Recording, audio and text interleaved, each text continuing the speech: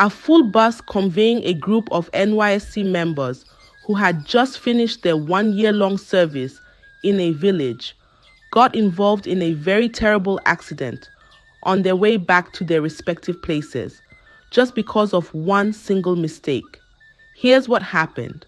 In a small village, a group of NYSC members lived and worked at the local high school. The corpers were lively, always laughing and making friends with the villagers. But as they stayed longer, their curiosity grew. One sunny afternoon, as they strolled through the dusty village paths, they came across the king's palace. The sight of the tall gates and carved statues filled them with awe. But something caught their attention: a golden crown displayed inside the palace. Its shine was like the sun itself, blinding and beautiful. "It's real gold," whispered Nonso, the greediest of them all, his eyes glowing with greed. "Do you know how much this could sell for in the city?" Another corper, Kemi, shook her head. "Don't even think about it. I've heard stories about this village. They say the king's crown is protected by charms and spirits. No one who steals it ever survives." But Nonso laughed, his voice dripping with pride. "Charms, spirits, those are just stories to scare people. This crown is our ticket to wealth." Some of the corpers were tempted, but others were afraid. "We shouldn't touch it," pleaded Kemi. "The village respects their traditions. Let's not bring trouble upon ourselves." But Nonso had already made up his mind. "If you're too scared, fine, but I'm taking it. And when I'm rich, don't come crying to me." The days passed, and the end of their service drew near. On their last day in the village, while everyone else was busy preparing to leave, Nonso made his move. In the dark of the night, when the stars were asleep and the village was silent, he sneaked into the palace with 2 other corpers who couldn't resist the thought of quick money. The crown sat there, gleaming like a treasure in a dream. "It's even more beautiful up close," said one corper, his voice trembling. "Hurry," whispered Nonso, snatching the crown and tucking it into a black nylon bag. "Let's get out of here."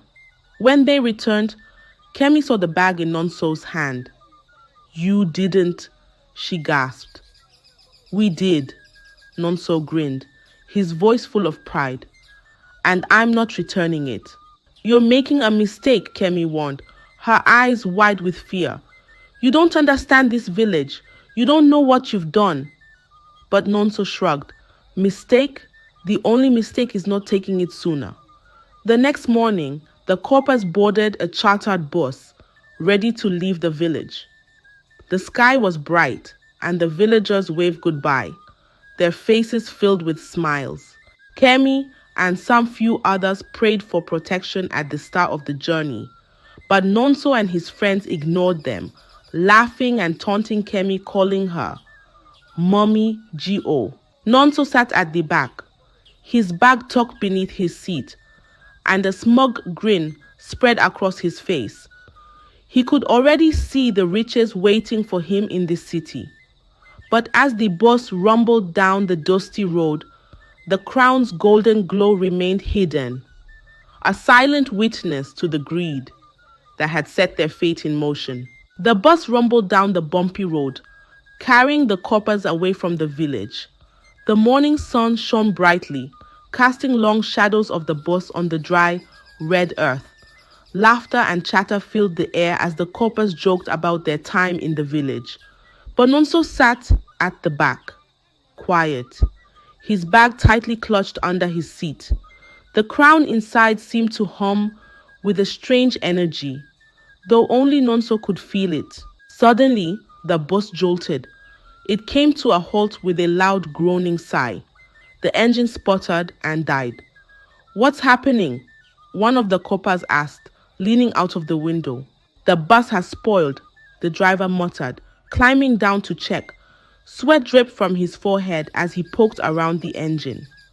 Hours passed under the hot sun as the driver tinkered, grumbled, and cursed under his breath. Finally, The bus roared back to life. Relieved, the corpers cheered as the journey continued. But soon after, a loud pop shattered their joy. The tire has burst, the driver announced, his face twisted with frustration.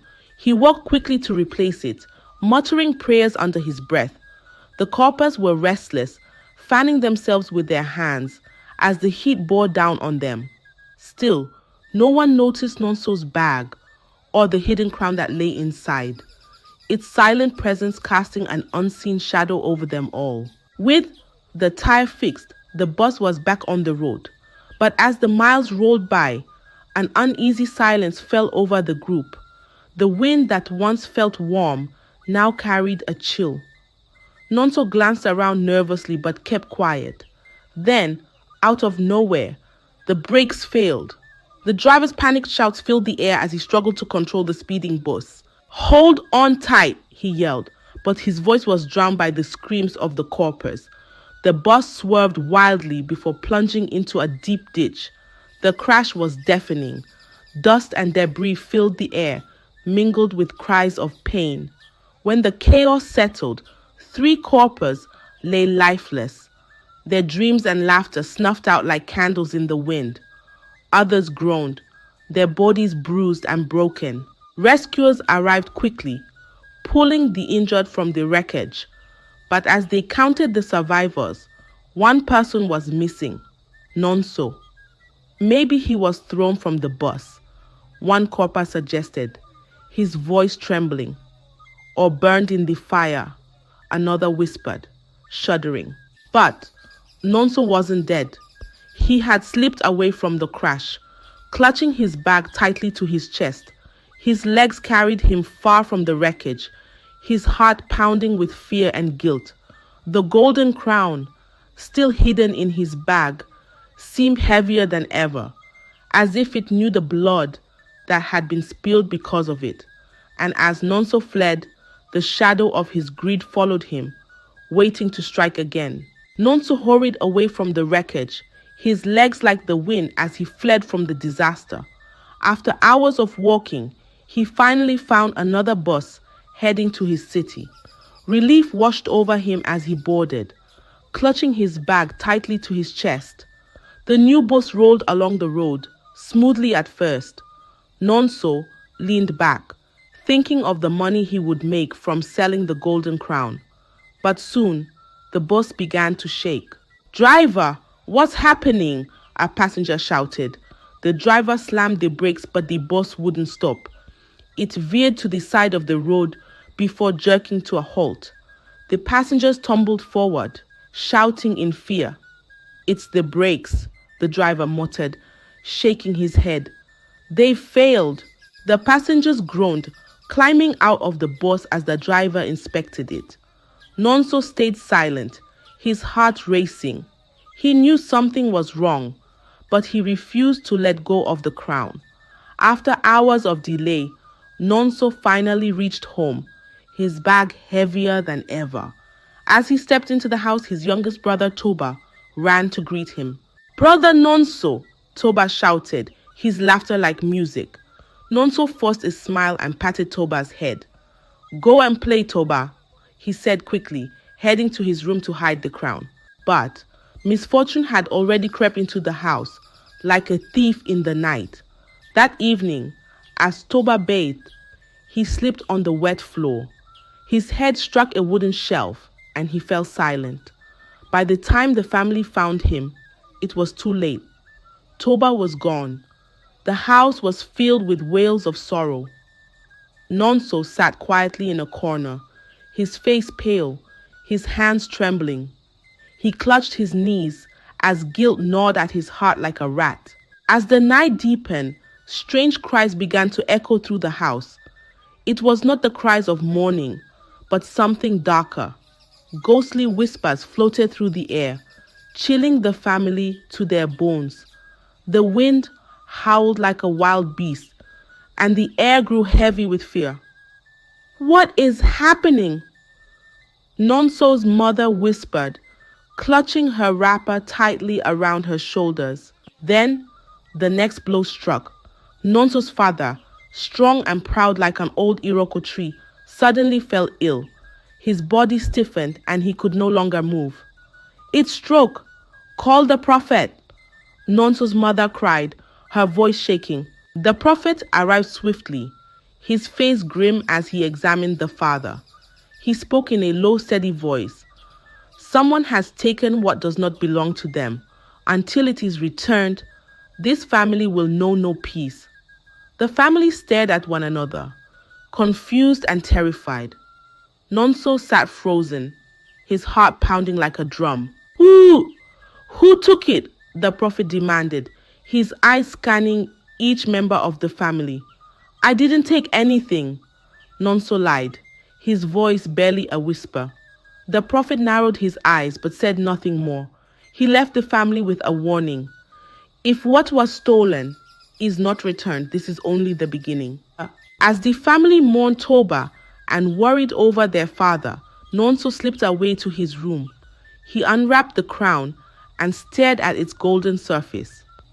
"It's just a crown," he muttered to himself, his voice trembling. "Tomorrow, I'll sell it and use the money to fix everything. It'll all be fine." But deep down, Nonso knew the truth. The golden crown was no ordinary treasure, and his greed had unleashed a storm he could no longer control. As the morning sun rose, Nonso's heart was heavy, but his greed remained stronger. He wrapped the golden crown in a black cloth and stuffed it into his bag. "Today, I'll sell it," he whispered to himself, his voice shaky. He stepped out of the house, his family still mourning, and made his way to the market. The road was long and dusty, but Nonso marched on. The bag on his back felt heavier with each step, as though the crown was fighting to stay in the village. Then it began. From the corner of his eye, he saw a shadow dart across the road. He froze and turned, but there was nothing there. His steps quickened, but the shadows followed. "Nonso," a voice called. He stopped dead in his tracks. It was faint but familiar. Turning slowly, he saw a figure in the distance. It was Toba, his little brother. But Toba's eyes were hollow, his face pale. "Return the crown, brother," the ghostly figure whispered, his voice carrying the wind. Nonso stumbled back, his heart pounding like a drum. He turned and ran, but more ghosts appeared, their faces twisted in sorrow. Some he recognized, others were strangers. As he reached the market, Nonso thought he was safe, but suddenly, out of nowhere, masquerades burst into sight. Their tall, colorful figures loomed over him, their whips cracking through the air. "Thief!" they shouted. "Return what you stole!" The first whip struck his back and Nonso screamed. Another lash and he fell to his knees. He begged, but the masquerades showed no mercy. "Please," he cried, "I'll return it." But no one else could see the masquerades. To the townspeople, Nonso was thrashing on the ground, screaming and shouting at invisible enemies. "Is he mad?" someone whispered. Nonso's voice rose above the noise of the market. "I stole the king's crown," he shouted, tears streaming down his face. "I stole it!" The crowd gasped. Whispers turned into murmurs, and murmurs became shouts. "He stole from the village king." Nonso, still being flogged by the unseen masquerades, staggered toward the prophet's hut. His cries filled the air as the masquerades followed, their whips cracking like thunder. Nonso burst into the prophet's house, falling to the floor. The room smelled of herbs and smoke, but to Nonso, it felt like a sanctuary. "Help me!" he cried, clutching his bag tightly. "The masquerades won't stop. They're flogging me." The prophet, calm and stern, watched him with sharp eyes. "What did you do, boy?" Nonso trembled, his voice barely above a whisper. "I took the king's crown. It's here, in my bag." The prophet shook his head, his voice low and grave. "Do you know what you have done? That crown is tied to the spirits of the village. You've brought a curse upon yourself and your family." Nonso fell to his knees. "Please, I'll return it. Just make them stop. The prophet reached for his tools and began a ritual. He muttered chants, waved leaves, and sprinkled powder over Nonso. For a moment, the air grew still and the masquerades disappeared. You have 3 days, the prophet said, his tone serious. Return the crown to the king, or the curse will consume you and your family.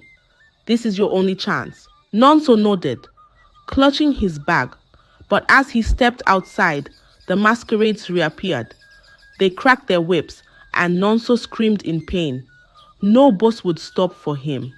Drivers thought he was mad. With no choice, Nonso began to walk back to the village.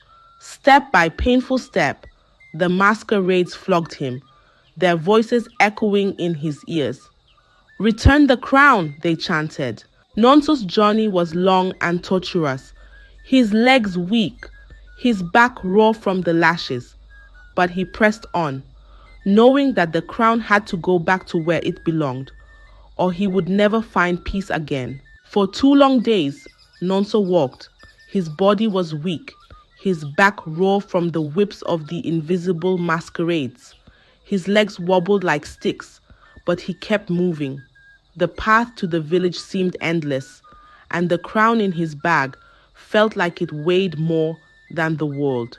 As Nonso approached the village gates, the air grew heavier. The masquerades, still following him, cracked their whips one last time and disappeared into thin air. Nonso stumbled into the village, his clothes torn, his face streaked with tears and sweat. The villagers were waiting. The king stood at the palace gates, surrounded by his elders and guards. They had known he would come back. They always did. The golden crown had a way of calling its thief home. Nonso dropped to his knees, his body trembling. He unwrapped the crown and placed it before the king. Forgive me, your majesty, he sobbed.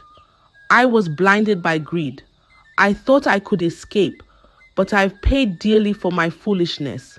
The king looked at Nonso, his face calm but stern. You have brought great sorrow upon yourself and your family, he said. The spirits do not forgive easily. You have returned the crown, but the price you've paid is heavy. Nonso's heart sank as he remembered his youngest brother and his father. Tears streamed down his face as he bowed his head in shame. The villagers murmured among themselves. Some were angry, others pitied Nonso, but the king raised his hand, silencing them. He has returned what belongs to us. His greed has already punished him more than we ever could. Just as Nonso prepared to leave, a messenger arrived, panting and wide-eyed. Your father has passed, the man said. He died this morning. Nonso's knees buckled and he collapsed to the ground. His grief was like a storm, crashing down on him with no mercy. The villagers lowered their heads, for even they felt the weight of his loss. Nonso left the palace, his heart heavy with sorrow.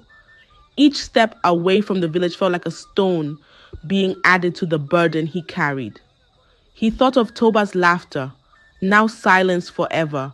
He thought of his father, strong and proud, now gone because of his foolishness. I cannot go home, Nonso whispered to himself. What home is there for me now? He wandered aimlessly until he reached a large river near the village. The water was calm, reflecting the sky like a mirror. Nonso stood at the edge, staring at the rippling surface. His mind raced with memories, the joy he had stolen from his family, the lives lost in the bus crash, the fear he had caused in the village. The crown, now back in its rightful place, had taken everything from him. I have nothing left, he said, his voice barely audible over the gentle rush of the river. Without hesitation, Nonso stepped into the water. The river embraced him, pulling him deeper and deeper until he disappeared beneath its surface. The ripples faded, and the water returned to its calm, quiet state after drowning him. When the villagers learned of Nonso's fate, They shook their heads in sorrow. His story spread far and wide, whispered by old women to their grandchildren, told by fathers to their sons. Let this be a lesson, they would say. Greed is a fire that consumes everything. It spares no one, not the thief, not their family, not their future. And so, the tale of Nonso and the stolen crown lived on, a warning to all who dared to defy the traditions and spirits of the land. I hope you enjoyed the tale. If so, please like the video, share it with your family and friends, comment on it, and don't forget to subscribe to the channel and turn on the notification bell for more enchanting tales like this one. Goodbye.